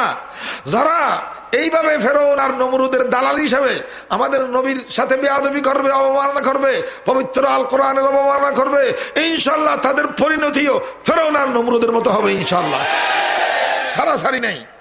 आई मौजे दिजला तू भी तू पहचानती है हमको, आई मौजे दिजला तू भी पहचानती है हमको, अब तक तेरे रगों में होने रवा हमारा, अब तक तेरे रगों में होने रवा हमारा। আমাদের নবীকে নারী লোভী বলতেছে তারা, আমাদের নবীকে অর্থলোভী বলতেছে তারা, নাউজুবিল্লাহ। আমাদের নবী মুহাম্মদ সাল্লাল্লাহু আলাইহি ওয়াসাল্লাম কত বড় নবী, আহা, মকামে নবুয়ত কিরকম, নবীর মর্তবা, নবীর মর্যাদা কিরকম একটু আমাদের বুঝতে হবে। আমাদের নবী মোহাম্মদ তো সেই নবী, সে আজিমুশান নবী, যার মর্তবা মর্যাদা জিবরিল ফেরেশতা থেকেও বেশি, ঠিক কিনা? জিবরিল ফেরেশতা কত বড় ফেরেশতা, মাসুম নিষ্পাপ ফেরেশতা হলেও এগুলো আমরা মানি, কিন্তু জিবরিল ফেরেশতা থেকেও আমাদের নবীর মর্তবা কি বলেন না, অনেকটা বেশি। আজমালায়েক বাহরাদারি ওয়াসবাহায়াম নিজাহাম, আজমালায়েক বাহরাদারি ওয়াসবাহায়াম নিজাহাম, বুগজার আজ হজ্জে বাহায়াম খিজমালায়েক বুগজরি। কেমন নবী, আমাদের কিভাবে সহ্য হবে, আমরা কিভাবে বরদাস্ত করব? নবীকে নারী লোভী বলা হইতেছে, নবীকে আপনার অর্থলোভী বলা হইতেছে। তত্ত্বভিত্তিক কিছু আলোচনা করে আমি আমার বয়ান সমাপ্ত করব। শিক্ষিত মহল এখানে আছেন, স্কুল কলেজের ছাত্র ভাইরা, ভার্সিটির ছাত্র ভাইরা, আপনাদেরও এগুলো জানা দরকার। নবী কি আসলে অর্থলোভী? নবী কি আসলে নারী লোভী? এটা তত্ত্বভিত্তিক জবাব দিতে হবে। এগুলো না জানলে, এগুলো না বুঝলে আসলে কাজ চলবে না। ঈমান আকীদা কি করা যাবে না, রক্ষা করা যাবে না। ওয়াফাউল ওয়াফা বিআখবারি দারিল মুস্তাফা কিতাবে আল্লামা সাহমুদী রাহমাতুল্লাহ আলাইহি লিখেছেন, প্রিয় নবী মদিনা শরীফের রওজায়ে পাকে শায়িত আছেন। প্রিয় নবী মদিনা শরীফের রওজায়ে আকদসে শায়িত আছেন।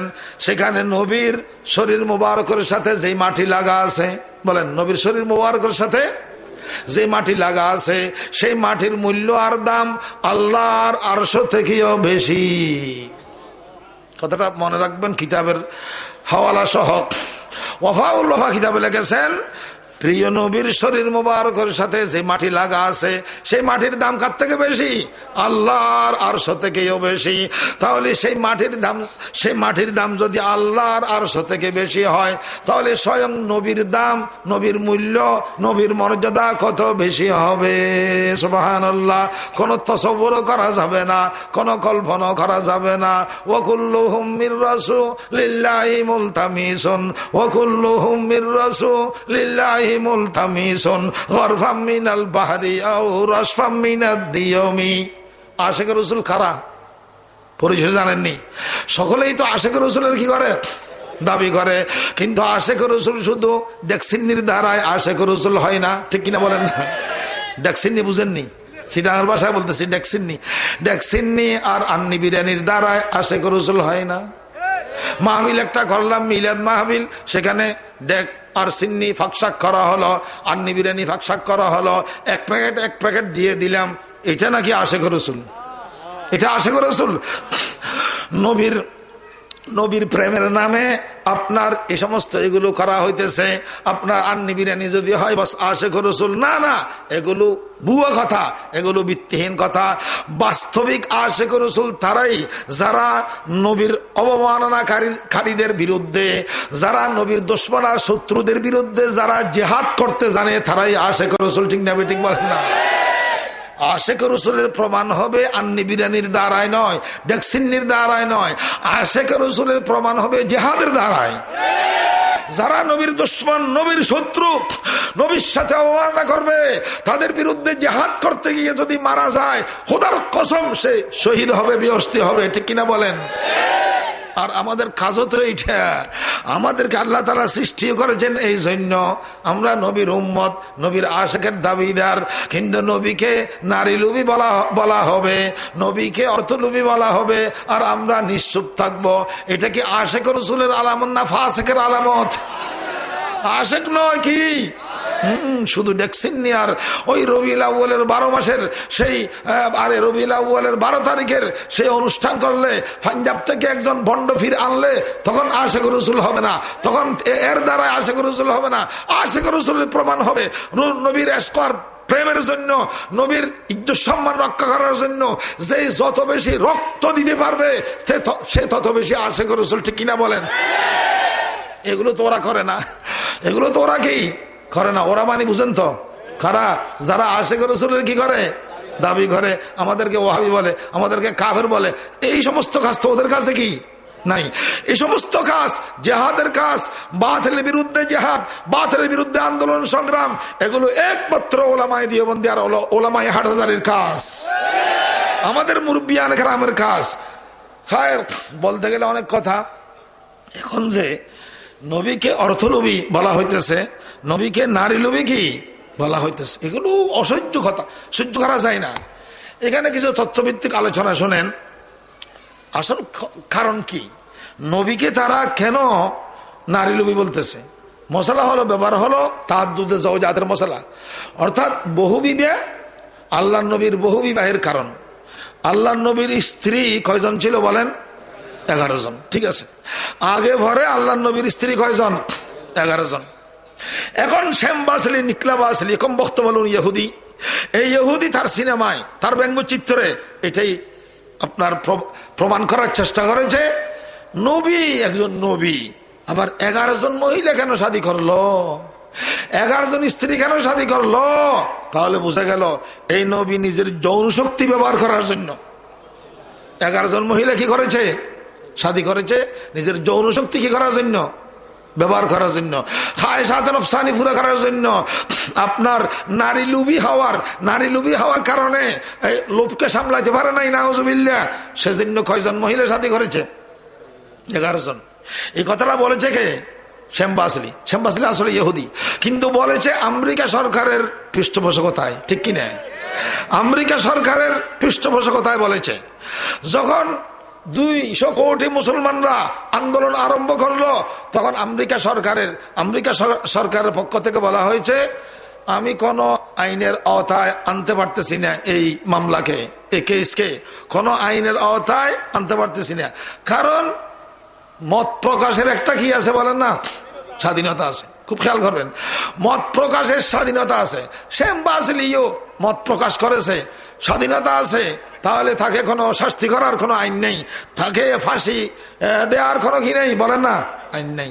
মত প্রকাশের স্বাধীনতা হিসাবে যে কেউ যে কোনো কথা কি বলতে পারবে, যার ইচ্ছা যা হয় বলতে পারবে, মত প্রকাশের কি স্বাধীনতার কারণে।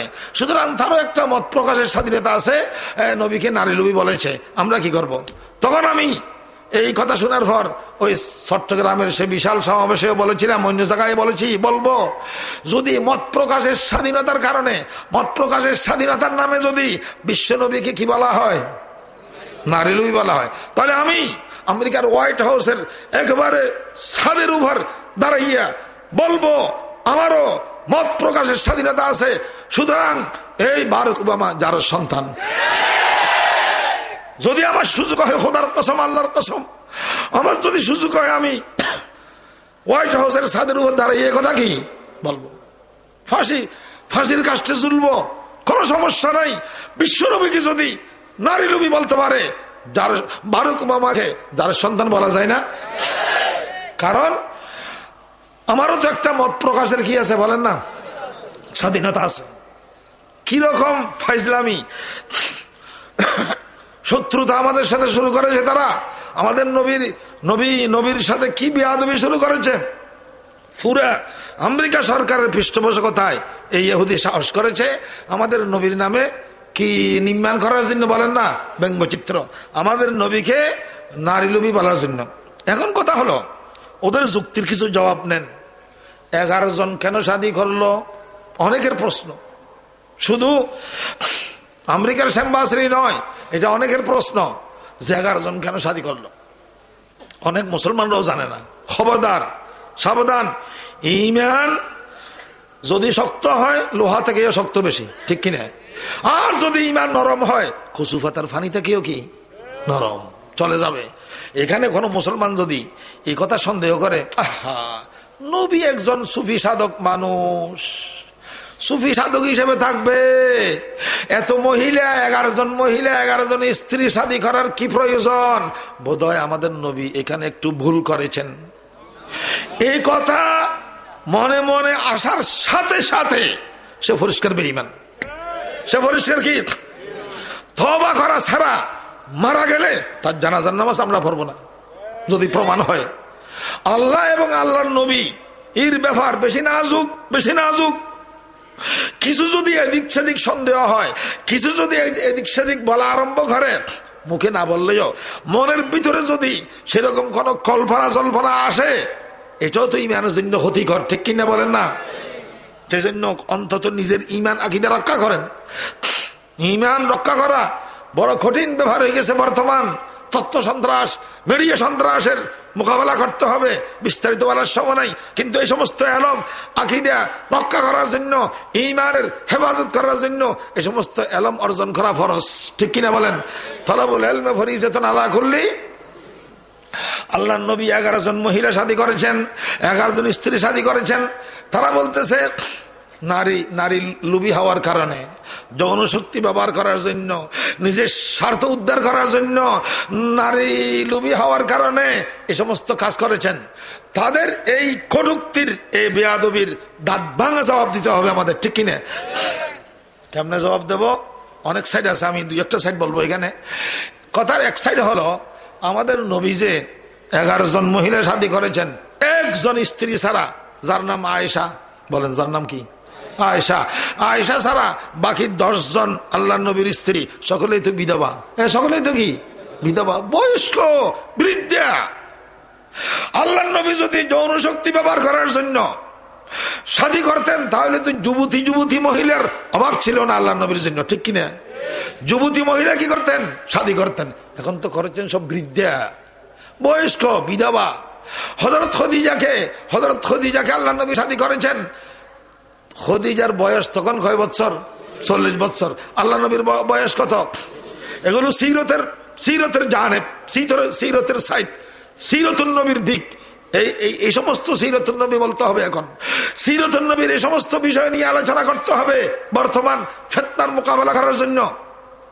আমি আলেম ওলামাদের প্রতি অনুরোধ করে বলবো, যুগের চাহিদা অনুযায়ী বয়ান করেন, আলোচনা করেন। গতানুগতিক কথার কোনো কি নেই, দাম নাই।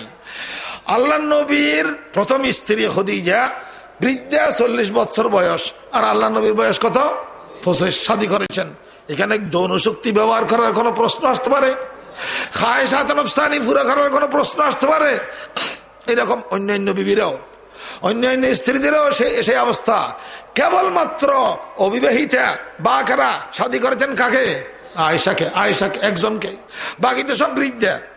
এটাও মনে রাখবেন। দ্বিতীয়, আল্লাহ নবী 11 জন বিবি, একাধিক বিবি শাদী করেছেন, বহু বিবাহ করেছেন। এটা আল্লাহ নবীর নিজস্ব স্বার্থ উদ্ধার করার জন্য নয়, নিজের খায়সাতে নফসানি পুরা করার জন্য নয়। এটা খোদার কসম, আল্লাহ নবী বহু বিবাহ করেছেন ইসলামের স্বার্থে। বলেন কার স্বার্থে? ইসলামের স্বার্থে, ইসলামের স্বার্থে, উম্মতে মুহাম্মদিয়ার স্বার্থে, মিল্লতে ইসলামিয়ার স্বার্থে।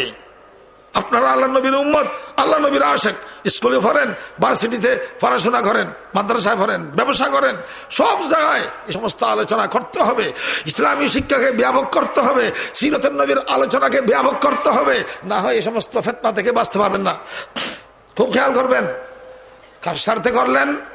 ইসলামের স্বার্থে, আমাদের স্বার্থে, উম্মতে মুহাম্মদিয়ার স্বার্থে, ইসলামের স্বার্থে করেছেন 11 জন মহিলা শাদী, বহু বিবাহ।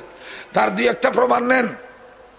যেমন আবু সুফিয়ান নামক একজন মানুষ ছিল, পরে সাহাবী হয়ে গেছে, হযরত আবু সুফিয়ান হয়ে গেছে। এককালে আবু সুফিয়ান চরম শত্রু ছিল ইসলামের, নবীর, আবার ব্রেনি নেতা, খুব যোগ্য মানুষ ছিল। কে? আবু সুফিয়ান। আবু সুফিয়ান আল্লাহর নবীর চরম শত্রু। খন্দক যুদ্ধ, উহুদ যুদ্ধ করেছে আবু সুফিয়ান নবীর বিরুদ্ধে, নেতৃত্ব দিয়েছে আবু সুফিয়ান, অনেক ইতিহাস আছে। এখন আল্লাহর নবী হিকমত করেছেন, আহা কেমন নবী রে, কেমন মহাব্বতের নবী, কেমন প্রিয় নবী। নবীর সমস্ত দোষ, নবীর সমস্ত গুণকে এখন ইহুদি খ্রিস্টানরা কি বলতেছে? দোষ। এগুলো জবাব দিতে হবে না? ফরজ। এখন আবু সুফিয়ান সম্পর্কে আল্লাহ নবীর মাথা ব্যথা, ভিতরে চিন্তা ভাবনা করতেছে। ঘটনা চক্রে আল্লাহ রহমতে আবু সুফিয়ানের একজন কন্যা, মেয়ে, নাম কি? উম্মে হাবিবা, আগের থেকে মুসলমান হয়ে গেছে। আগের থেকে কি হয়ে গেছে? মুসলমান হয়ে গেছে। আল্লাহ নবী হিকমতের সহিত আবু সুফিয়ানের ওই কন্যাকে, ওই মেয়েকে কি করে ফেলেছেন? শাদী করে ফেলেছেন। আবু সুফিয়ানের মেয়ে, কন্যা উম্মে হাবিবাকে যখন আল্লাহ নবী কি করলেন বলেন না, শাদী করে ফেলেছেন, বিশ্বাস করেন, তখন আস্তে আস্তে আবু সুফিয়ানের 20 দাঁত ভেঙে গেছে। বলেন আলহামদুলিল্লাহ। আবু সুফিয়ানের 20 দাঁত কি? অর্থাৎ আবু সুফিয়ানের শত্রুতা কমতেছে, দুশমনী কি কমতেছে, চক্ষু লজ্জা এসে গেছে। কার? আবু সুফিয়ান এখন চিন্তা করতেছে, আরে আমি কার সাথে লড়বো, কার সাথে শত্রুতা করব, কার সাথে লড়াই করব? যে নবী মুহাম্মদের সাথে আমি লড়াই করে আসতেছি, আজ থেকে তো সেই নবী মুহাম্মদ আমার জামতা, আমার কি হয়ে গেছে? জামত হয়ে গেছে। শ্বশুর কি জামাইয়ের বিরুদ্ধে লড়াই করতে পারে? শ্বশুর কি জামাতার বিরুদ্ধে লড়তে পারে? এই আস্তে আস্তে আস্তে আস্তে বুঝে আসতেছে কার? আবু সুফিয়ানের 20 দাঁত ভেঙে গেছে। শেষ পর্যন্ত আল্লাহর রহমতে হিজরি সন 8 আবু সুফিয়ান মুসলমান হয়ে গেছে। বলেন আলহামদুলিল্লাহ। মুসলমান হয়ে গেছে ওই হিকমতের কারণে, উম্মে হাবিবাকে শাদী করার সেই হিকমতের কারণে আল্লাহর রহমতে আবু সুফিয়ান কি হয়ে গেছে বলেন না? আল্লাহর নবীর আরেকজন স্ত্রীর নাম জুওয়াইরিয়া। বলেন আরেকজন স্ত্রীর নাম কি? জুওয়াইরিয়া। জুওয়াইরিয়ার সম্পর্ক হলো বনুল মুস্তলিক গোত্রের সাথে। বনুল মুস্তলিক গোত্রের সাথে কার সম্পর্ক বলেন না? জুওয়াইরিয়ার। বনুল মুস্তলিক গোত্র আল্লাহর নবীর খরা শত্রু, চরম শত্রু, বেশি দুশ্মনী করতেছে। আল্লাহর নবী হিকমতের সহিত জুওয়াইরিয়াকে শাদী করে ফেলেছে। কাকে শাদী করেছে? সব বয়স্ক বিধবা শাদী করেছে। জুওয়াইরিয়াকে শাদী করার পর ওই জুওয়াইরিয়ার সম্পর্কিত ওই গোত্র বনুল মুস্তলিকের যারা সরদার, গোছের মানুষ, যারা বড় বড় নেতা, তারা পরামর্শ করেছে, তারা পরামর্শ করতেছে, আরে এ কি হল, এখন কি হয়ে গেল? নবী মুহাম্মদ যার সাথে আমরা শত্রুতা করতেছি, লড়াই করতেছি, সেই নবী মুহাম্মদ তো আমাদের জামাই হয়ে গেছে। বলেন না কি হয়ে গেছে? জামাই হয়ে গেছে, জামাত হয়ে গেছে। তাহলে তার বিরুদ্ধে আর কিভাবে লড়বো? আস্তে আস্তে তাদের শত্রুতা কমে গেছে। খুব খেয়াল করবেন। তাহলে এরকম প্রায় ইতিহাস সেরকম। তাহলে আল্লাহর নবী কি করেছেন? ভালোবাসা দিয়ে, আল্লাহর নবী ভালোবাসা দিয়ে, মোহাব্বত দিয়ে, আত্মীয়তা দিয়ে, সম্মান দিয়ে মানুষকে, কাফেরদেরকে মুসলমান বানানোর কি করেছে? চেষ্টা করেছে। আল্লাহর নবী ভালোবাসা দিয়ে, সম্মান দিয়ে, যেখানে মানুষকে, কাফেরদেরকে মুসলমান বানাইছে, জাহান্নাম থেকে মুক্ত করে বেহেশতবাসী বানাইছে, এটা কি আল্লাহর নবীর দোষ না গুণ? গুণ। এই গুণকে কম বক্তব্য ইহুদি খ্রিস্টানরা দোষের আখ্যা দিতেছে, এগুলো জবাব দিতে হবে। সেরকম অনেক ঘটনা আছে। হযরত খদিজাকে শাদী করেছেন আল্লাহর নবী, ঠিক। এই কমবক্ত নুরুদ্দিন রংপুরের আমাদের নবীকে অর্থলোভী বলেছেন। কেন অর্থলোভী বলেছে? তার উক্তি হলো খদিজাকে শাদী করেছে আল্লাহর নবী। খদিজা হলেন এই মক্কা শরীফের সম্পদশালী মহিলা, লক্ষ লক্ষ টাকার কি ছিল, মালিক ছিল কে? খদিজা। এখন নুরুন নবী বলতেছে খদিজার টাকার লোভে, খদিজার কি টাকার লোভে নবী আলাইহিস সালাম কাকে শাদী করেছে? খদিজাকে। নাউজুবিল্লাহ। এখন সিরতের ফয়সালা কি? ওলামায়ে সিরতের ফয়সালা হলো খদিজা লক্ষ লক্ষ টাকার মালিক, ঠিক আছে, আবার খদিজার সমস্ত সম্পদ আল্লাহ নবী সুপর্দ করেছে। শাদীর পর খদিজা রাদিয়াল্লাহু আনহা সমস্ত সম্পদ কাকে সুপর্দ করেছে? আল্লাহ নবীকে। কিন্তু আল্লাহ নবী খদিজার সম্পদ নিজের স্বার্থে ব্যবহার করে নাই। বলেন কার স্বার্থে? নিজের স্বার্থে ব্যবহার করে নাই। এগুলো আমি সিরাতুন নবীর এই সমস্ত পর্ব দিক আপনাদের সামনে তুলে ধরতেছি। এগুলো মানুষকে বুঝিয়ে বলতে হবে, না হয়তো মুসলমানদের ঈমান আকীদা রক্ষা হবে না। তারা তো নবীকে অর্থলোভী বলতেছে। খদিজার সমস্ত সম্পদ আল্লাহ নবী গ্রহণ করেছেন, কিন্তু নিজের স্বার্থে কি করে নাই? ব্যবহার করে নাই। সমস্ত সম্পদ খদিজার কার স্বার্থে ব্যবহার করেছে? ইসলামের স্বার্থে। কার স্বার্থে বিয়ে করেছে? ইসলামের স্বার্থে। আরে আল্লাহ নবী একটা ফুসের ঘর নির্মাণ করে নাই, একটা সনের ঘর নির্মাণ করে নাই, ফুসের ঘর নির্মাণ করে নাই। কার সম্পত্তি দিয়ে বলেন না? খদিজার। সমস্ত সম্পদ খদিজার, ইসলামের স্বার্থে বিয়ে করেছে। আল্লাহ নবী মক্কা থেকে হিজরত করে যখন কোথায় আসলেন? মদিনা। কোন নিজের ঘর নির্মাণ করে নাই, দোকানদারি করে নাই, ব্যবসা করে নাই, জমিনের ব্যবসা করে নাই, কিছুই করে নাই। সর্বপ্রথম আল্লাহ নবী আল্লাহর ঘর মসজিদ নির্মাণ করেছেন, ঠিক কিনা? যে মসজিদকে মদিনা শরীফের মসজিদ বলা হয়, যেখানে এক রাকাতে 50,000 রাকাতের কি হয়? সওয়াব হয়। নিজের জন্য কোন ঘর তৈরি করে নাই, আল্লাহর ঘর মসজিদ তৈরি করেছে। পরবর্তী যুগে অনেক পরে গিয়ে ওই আল্লাহ নবী একটু ফুসের ঘর, সনের ঘর বানাইছেন। হযরত আয়েশার রুম, আয়েশার যেটা রুম ছিল ওইটা আল্লাহ নবী বানাইছেন। এত ছোট, আহা! এগুলো সিরতের বিষয়ে আপনাদের নলেজ আসতে হবে। যে আয়েশার রুম, আল্লাহ নবীর রুম ছিল, আয়েশার কামরা ছিল, এত ছোট আল্লাহ নবী তাহাজ্জুদের নামাজ আরম্ভ করলে আয়েশা ঘুমন্ত অবস্থায় যদি পা খোলা রাখে, আর আল্লাহ নবী সজদা করার জন্য সেখানে কি হতো না? জায়গা হতো না। তো সজদা করার টাইম আসলে গমাজানি হাদিস, আল্লাহ নবী একটু গুতা দিতেন কাকে? আয়েশাকে। পা যেন ক্লোজ করে ফেলে। আয়েশা পা ক্লোজ করলে তারপর আল্লাহ নবী সেখানে সজদা করতেন, না হয় সজদা করার জন্য জায়গা হতো না। এত ছোট ঘর। আল্লাহর নবী যদি অর্থলোভী হতেন, বড় দালান বিল্ডিং তৈরি করতে পারতেন কিনা? পারতেন। ওগুলো তো করে নাই। জিবরিল ফেরেশতা আসছেন এক সময়, জিবরিল ফেরেশতা এসে বলতেছেন, হে রাসূলুল্লাহ, হে আল্লাহর রাসূল, আপনার ফারসে যে একটা পাহাড় আছে, পাথরের পাহাড়, এই পাহাড়টা যদি আল্লাহ তাআলা স্মরণের পাহাড় করে দে, স্মরণের পাহাড় বানাইয়া দে, আপনার রাজি আছেন তো? খুশি আছেন তো? আল্লাহ নবী বলেছেন, লা লা, আমি এটার উপর কি নাই? রাজি নেই। আমি আমার জন্য আল্লাহ তাআলা স্মরণের পাথরের পাহাড়কে স্মরণের পাহাড় বানাইয়া দেবে, এটা আমি রাজি নেই। এটার উপর আমি কি নেই? রাজি নেই। আমি তো ওইটাই চাই, আমার তো ওইটাই আকাঙ্ক্ষা, আমার তো ওইটাই চাহিদা যে এক ওয়াক্ত খাবো, এক বেলা খাবো, আল্লাহ শহর আদায় করবো, আল্লাহ শহর করবো, আরেক বেলা উপবাস থাকবো, সবর করব। এক বেলা খাবো, শহর করবো, আরেক বেলা কি উপবাস থাকবো, কি করবো? সবর করবো, কষ্ট করবো। আল্লাহর নবী যদি অর্থলোভী হতেন, এই সুযোগ কেন হাতছাড়া করলেন? এই সুযোগ কেন কি করলেন? হাতছাড়া করলেন। এইগুলো এখানে অনেক ছাত্র ভাইরা আছেন, আলেম ওলামারা আছেন, এই সমস্ত সিরাতুন নবীর কঠিন কঠিন দিকগুলো এখন বলা দরকার। এই আমেরিকার শ্যামবাসিলির মোকাবেলায়, এই সমস্ত বেয়াদবদের মোকাবেলায় ওদেরকে দাঁত ভাঙা জবাব দেওয়ার জন্য এরকম সিরাতুন নবীর এই বাবগুলো পরিষ্কারভাবে বলা দরকার। আমি বলেছিলাম আসলে নমরুদের আলোচনা থেকে, নমরুদের আলোচনা আমি এইখানে এই জন্যই নিয়ে আসছি। এখন নমরুদ নেই, কিন্তু নমরুদের কি আছে? দোসর আছে।